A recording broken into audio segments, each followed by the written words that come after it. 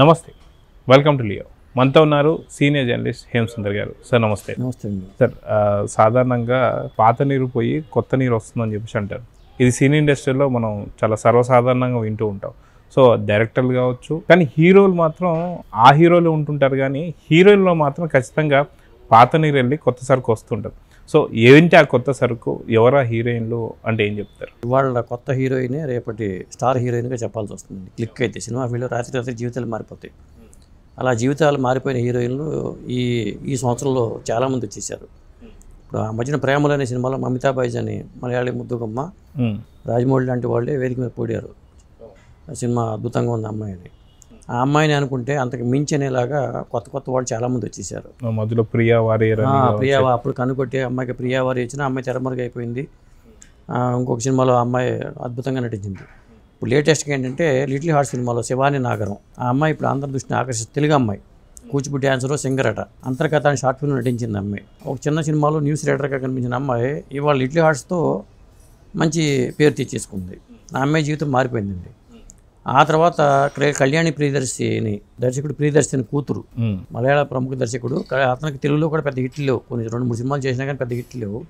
ఈ అమ్మాయికి అంతకుముందు 2-3 సినిమాలు చేసినా కానీ హిట్లు లేవు. అఖిల్తో అహలోలో చేసింది కళ్యాణి ప్రియదర్శి. కొత్త లోకతో ఈ అమ్మాయి కూడా మంచి పేరు వచ్చేసింది. ఇట్లా ఈ ఇద్దరుతో పాటు మళ్ళీ సయారాల బామ అనితి పడ్డ, ఆ అమ్మాయి అయితే అసలు ఎవరికి అందుబాటులో లేదు కూడా.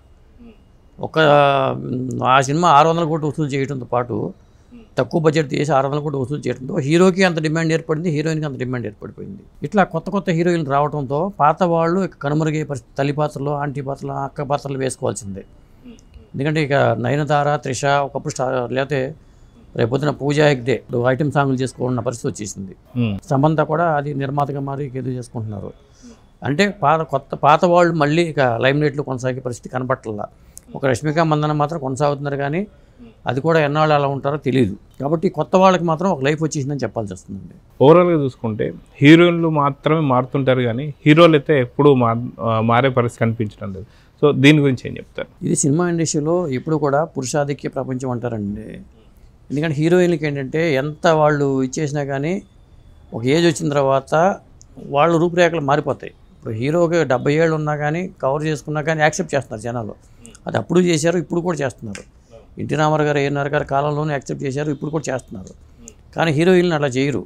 ఇప్పుడు ఎన్టీ రామారావు గారికి మనవరాలుగా వేసిన శ్రీదేవి గారితో ఎన్టీ రామారావు గారు వేటగాడితో జత కట్టి ఇరదీశారు. ఆ రోజులో అది జరిగింది. ఈ రోజులో ఏమవుతుందంటే అట్లాగే ఇప్పుడు లేడీ హీరోయిన్ల పరంగా చూసుకుని మొన్న అనంతి గారి అమ్మాయి ఉంది, 8 వసంతాల సినిమా. ఆ అమ్మాయి కూడా మంచి ఫ్యూచర్ ఉంది, అమ్మాయి కూడా బ్రైట్ ఫ్యూచర్ ఉంది. అంటే హిట్లు రావడంతో పాటు హిట్లు రావాలి కంపల్సరీగా. అందం టాలెంట్తో పాటు హిట్లు కూడా పడాలి. ఈ హిట్లు రావడంతో వీళ్ళ జీవితాలు మారిపోయినాయని చెప్పాల్సి వస్తుందండి.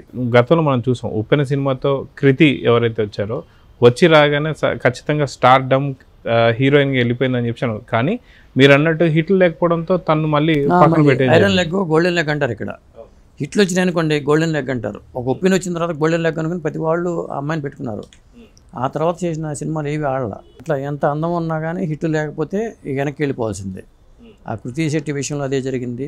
ఆ తర్వాత కీర్తి సురేష్, ఆ అమ్మాయి పెళ్లి చేసుకుని చక్కగా సెటిల్ అయిపోయింది. కీర్తి సురేష్ మహానటిగా అమ్మాయి అంత పెద్ద హిట్ వచ్చిన తర్వాత ఆ రేంజ్ సినిమాలు రాలా కీర్తి సురేష్కి. దాంతో ఒక అమ్మాయి లైఫ్లో సెటిల్ అవ్వడం, ఆ ప్రేమించిన అబ్బాయిని పెళ్లి చేసుకోవడం, సెటిల్ అయిపోయింది. అట్లా ఇప్పుడు ఈ నయనతార కానీ, త్రిష కానీ, ఇక ఈ బ్యాచ్ అంతా సైడ్ అయిపోయినట్లు లెక్కే. కొత్త వాళ్ళలో ఫ్యూచర్ ఉన్న వాళ్ళు కనిపిస్తున్న వాళ్ళలో మనకి వీళ్ళే కనిపిస్తున్నారు.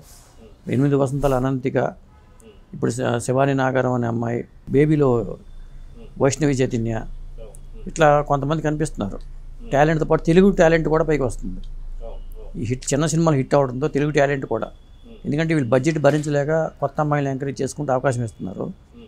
దాంతో వాళ్ళ జీవితాలు కూడా మారిపోతున్నాయి. సో కానీ గతంలో విజయశాంతి గారు చాలా లాంగ్విటీ ఉంది, చాలా సంవత్సరాల పాటు ఆవిడ హీరోయిన్గా చేయడం కావచ్చు. తర్వాత లేడీ ఓరియంటెడ్ సినిమాలు కూడా మనం చూస్తున్నాం. అందుకే తను లేడీ సూపర్ స్టార్ అని కానీ ఇట్లా అంటుంటారు. కానీ ఇప్పుడు ఇలాంటి పరిస్థితులు ఉన్నాయా తెలుగు ఇండస్ట్రీలో? అలా లేడీస్కి అంతకాలం వర్క్ చేసే అవకాశం ఉందా లేదంటే ఏం చెప్తారు? అంటే ఈ రోజులో సాధ్యం కాదండి అది. ఆ రోజుల్లో విజయశాంతి గారు ఆమె మెయింటైన్ చేశారు. ఆ స్టార్డమ్ సౌందర్య గారు, విజయశాంతి గారు, జయసుధ గారు, జయప్రద గారు వీళ్ళు చాలా కాలం వేలారు. వాణిశ్రీ గారు వీళ్ళందరూ చాలా కాలం చక్రం తిప్పిన వాళ్ళే. కానీ ఈ రోజులో అది సాధ్యం కాదు.